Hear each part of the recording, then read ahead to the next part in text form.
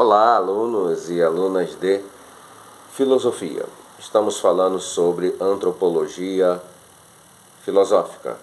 No nosso primeiro encontro, fizemos alguns apontamentos em torno desta questão que essa disciplina sistematiza, propõe, essa disciplina antropologia filosófica. Existem vários conceitos dentro da filosofia, elaborados por filósofos importantes, acerca do que é o ser humano. Por exemplo, só para aqui apresentar algumas observações nesse sentido, poderíamos ir até René Descartes, e esse filósofo francês importante vai definir o ser humano como um ser racional. E razão, de fato, é um elemento por excelência daquilo que o ser humano é. Fazemos filosofia por causa da razão. Elaboramos sistemas políticos por causa da razão. Criamos arte em função da razão. A razão é uma força extraordinária inserida no ser humano que pode dar a ele poder de construção e de elaboração de tantas realidades outras que alteram o sentido do mundo natural, criando um mundo artificial, um mundo civilizatório, em que esse ser humano vai melhor se estabelecer. A razão tem uma utilidade muito específica e muito importante para a vida humana, porque é através da razão que o ser humano questiona o seu mundo e reelabora esse mundo, trazendo novos significados e resolve problemas para uma melhor vivência, pelo menos na tentativa de um projeto político e social que tenha essa intencionalidade, digamos, utópica, de transformar a vida em algo melhor. Todo o processo de uma razão positiva, de uma razão construtiva, tem sido nessa direção, de criar melhores condições para a vivência do ser humano nos espaços históricos e civilizatórios que ele vivencia e se insere. Descartes, portanto, diz que o ser humano é um ser racional, a razão define o ser humano. Se nós formos até o século XX, na figura do filósofo francês Jean-Paul Sartre, filósofo existencialista, nós veremos que para ele o que define mesmo o ser humano é a sua possibilidade de exercício de liberdade. É conhecida uma frase de Sartre, que o ser humano está condenado à liberdade, porque até quando o ser humano abdica de exercitar a sua liberdade, ele o fez em função da sua liberdade. Claro que Sartre não está ignorando que essa liberdade pode ser restringida por ações de poder político e por outras questões relativas às contrariedades da vida humana, mas ele fala em termos ideais que o ser humano é um ser portador, sim, da possibilidade da escolha, e isso tem um nome bastante significativo no mundo da filosofia. Chama-se liberdade, essa possibilidade de escolha e de decisão. Minimamente ela se exerce na condição humana, por isso que o ser humano é produtor de variantes formas de entendimento de si mesmo, de entendimento da vida, de criação de processos políticos, de elaboração de formas de expressão nas artes. Em tudo há uma diversidade, e essa diversidade nasce dessa liberdade de criar, de elaborar e sistematizar o diferente. Para Luckmann, um pensador também importante, o ser humano é definido como um ser religioso. Basicamente, toda a produção do ser humano obedece a algum critério de sentimento religioso. Mesmo se pensarmos em ideologias como o comunismo, podemos ver nessa ideologia política uma certa mística, onde um agente, por exemplo, de transformação social, que é o proletariado no contexto do pensamento marxista, é quase que colocado como uma força redentiva dentro do espaço social para criar uma utopia perfeita de igualdade social. Há toda uma elaboração de raciocínio em torno dessa ideologia política que aproxima muito de uma concepção quase que, digamos, religiosa do papel desses agentes revolucionários e da ideia de um paraíso a ser construído pela ação política de uma classe redentora que vai libertar a humanidade de todos os seus infortúnios. Então, temos aí uma questão interessante, sim, de pensar a religião como um elemento central para o ser humano compreender e pensar a vida. O Marx, já que citamos o marxismo, seria um pensador que vê o ser humano como um produto da história e um ser que dentro da história se move em função de interesses políticos e sociais. Ao longo da filosofia, desde o mundo antigo até o mundo contemporâneo, nós temos várias tentativas de definir o que é o ser humano em pontos mais decisivos, mais centrais e mais essenciais. Esse é um elemento importante, essa contribuição que a filosofia dá para entender o que o ser humano é. Falando do homem e das suas dimensões, nós podemos destacar algumas dimensões importantes para a compreensão do homem. Ele é o Homo somáticos, porque tem uma dimensão corpórea, toda uma discussão sobre o significado do corpo, a importância do corpo, através do corpo, as relações que são estabelecidas com a vida. Tudo isso é inegável e mostra que essa é uma dimensão que faz parte daquilo que o ser humano é. Podemos falar do homem vivens, que é aquele consciente do fenômeno da vida. Ele tem a consciência da vida, ele se interroga sobre a vida ao mesmo tempo em que ele constrói e elabora sentidos diferenciados de tornar essa vida mais prazerosa, mais significativa. O ser humano tem uma compreensão poética da vida, filosófica da vida, sociológica, política.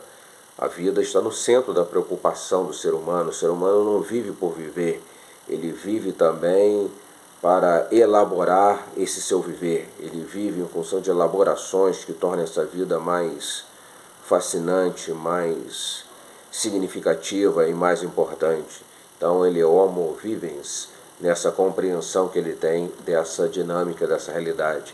Ele é o Homo sapiens, tem conhecimento sensitivo, intelectivo, imaginativo, tem uma memória, tem uma capacidade de exercer consciência, tem autoconsciência, estabelece níveis de reflexão sobre o mundo. O ser humano observa, reelabora as suas observações, analisa o impacto das observações sobre os objetos analisados. O ser humano é um ser em constante movimentação de exercício racional, vai acumulando uma experiência racional ao longo das gerações extraordinárias. Livros são escritos, poemas são escritos, histórias, reflexões científicas, quadros são pintados, músicas são elaboradas. É um ser com uma capacidade quase que ilimitada de desdobramentos de exercícios lógicos de raciocínio para compreender não só o conhecimento, mas o papel do conhecimento e trazer resultado através do conhecimento, de compreensão das realidades que o conhecimento observa e analisa. O ser humano é o Homo volens, ele tem vontade, ele tem decisão, ele tem uma liberdade, ele tem graus de expressão de autonomia. O ser humano tem paixões, o ser humano tem consciência ética, ele consegue estabelecer limites para exercício da sua própria vontade através de mecanismos sociais, através de experiências religiosas. Então o ser humano é esse ser com essa capacidade. Ele é Homo loquens também, ele fala, ele tem linguagem, ele através da linguagem explica e define o mundo.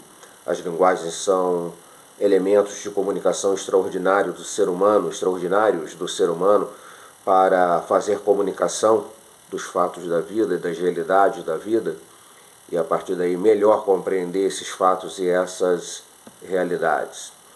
O ser humano é o Homo socialis, ele tem uma politicidade nele, uma sociabilidade nele, ele cria famílias, ele tem a experiência da tribo, da aldeia, da cidade, do estado, de uma sociedade. a ponto de um grupo ter uma consciência social, o ser humano ao mesmo tempo que tem uma consciência de si mesmo, da sua individualidade, sabe também que ele tem uma identidade, que é uma identidade social, racional, social mais ampla. Ele tem uma vivência que o define, que passa necessariamente por essas relações com o mundo social, onde ele vivenciou fatos que marcaram a sua cultura, que estigmatizaram a sua forma de pensar. Então ele tem essa dimensão do social como uma dimensão de fundamental importância para a definição de si mesmo. O ser humano, ele é o homo culturalis. Ele produz cultura material e imaterial, ele faz elaborações culturais específicas, ele promove fusões de elementos culturais de sociedades distintas, ele evolui no processo da sua própria cultura, ele cria o novo dentro dos valores tradicionais de uma cultura.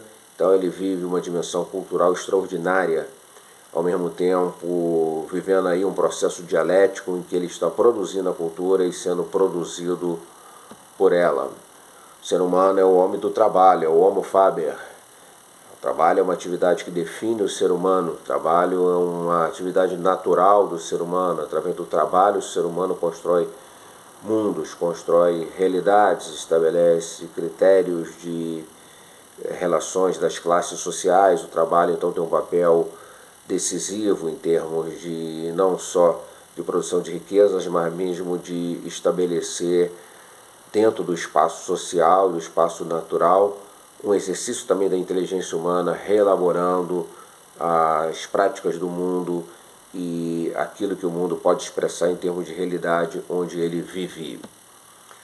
O ser humano também é um ser ludens, ele está ligado a jogos, divertimentos, ele é um ser estético, é um ser de participação numa vida criativa, ele entra uma dinâmica do lúdico, há uma ludicidade presente no ser humano e ele faz uso disso para a criação de jogos, para processos educacionais e para a sua dinâmica de construção de uma realidade humana mais abrangente, mais objetiva, mais concreta e mais significativa.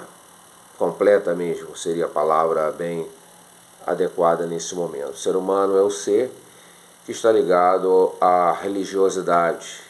A religião o define, a religião é importante para ele criar sistemas morais, para dar sentido de limite, para responder a indagações da superação de si mesmo através da experiência da morte, para explicar o sentido da vida. A religião, ela é poderosa no sentido de criar possibilidades de organizar espaços civilizatórios inteiros a partir do seu senso de realidade da existência do sagrado e a forma como os indivíduos, homens e mulheres, devem viver face à existência desse sagrado, e não só a existência, mas as exigências também desse sagrado.